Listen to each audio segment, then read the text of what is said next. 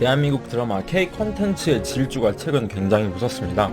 오징어 게임 그리고 이상한 변호사 우영우, 더 글로리와 같은 히트작에 이어서 최근에 사냥개들이라는 드라마가 공개하자마자 넷플릭스에서 또 한 번 드라마 차트에서 세계 1위를 달성했습니다.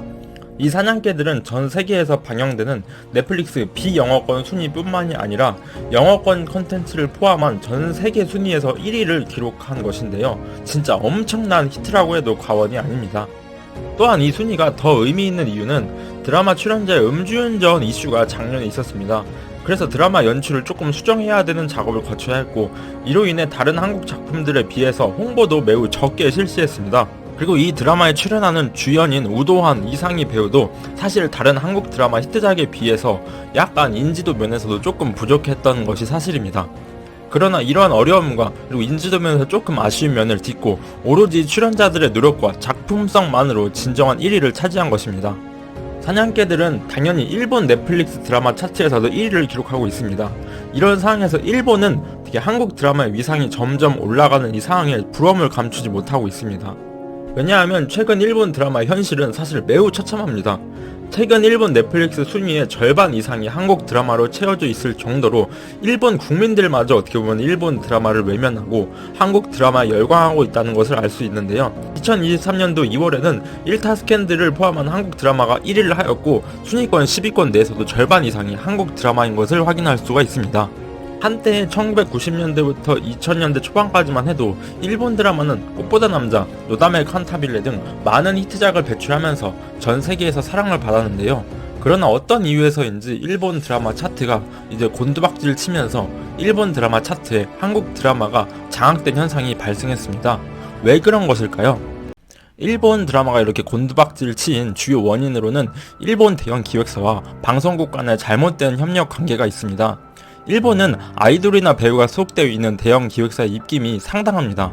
거대 남자 아이돌 그리고 배우 기획사인 자니스, 그리고 여자 아이돌과 배우 기획사 AKB 그리고 스타더스트 등 방송국에서는 드라마를 만들 때 위에 언급한 기획사들, 대형 기획사들의 배우를 몇 명씩 자기가 만드는 드라마 안에 무조건 써야 하는 그런 TO가 정해져 있다고 보시면 됩니다. 또한 드라마를 보면은 중요한 순간에 위트를 날리는 감초 역할마저 요시모토라는 개그맨 기획사의 소속 인원을 드라마에 활용해야 합니다.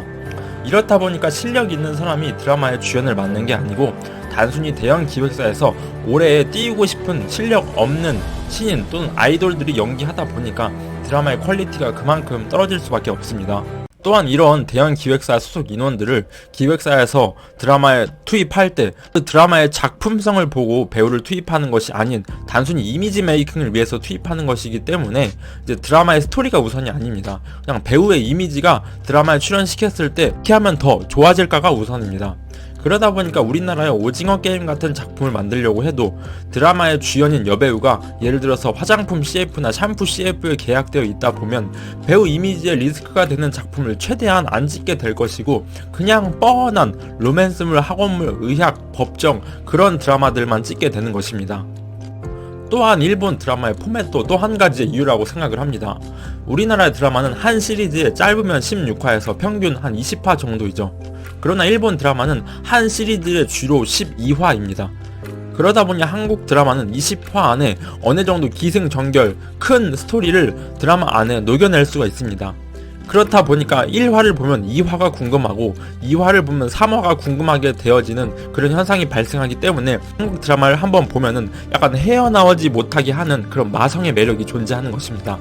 그러나 반면에 일본 드라마는 12화이다 보니까 큰 어떻게 보면 스토리를 한 그런 드라마 안에 녹여내기가 조금 힘듭니다. 그러다 보니까 각 회차가 크게 연결되지 않고 개별적인 시트콤 같은 형식으로 진행되다 보니까 컨텐츠가 넘쳐나는 지금 같은 시대에 사람들의 매력을 끌기에는 조금 부족하다는 생각이 듭니다. 일본 드라마는 현재 방황하고 있지만 일본 만화는 반대로 전 세계를 막 휘어잡고 있습니다. 만화는 배우라는 요소에 제약을 받을 필요가 없고 자기의 스토리를 그대로 작품에 녹여낼 수 있다는 점이 이유라고 생각을 하는데요. 이를 보면서 일본의 컨텐츠의 잠재성을 일본의 잘못된 산업 구조가 어떻게 보면 말아먹고 있다는 생각이 들면서 산업의 인재를 키움과 동시에 인재들의 능력을 상당수 다양하게 펼칠 수 있는 구조의 성장이 얼마나 중요한지 깨닫게 됩니다. 오늘 이야기는 여기까지입니다. 다음에는 더 가치 있는 정보로 여러분을 찾아뵙도록 하겠습니다. 감사합니다.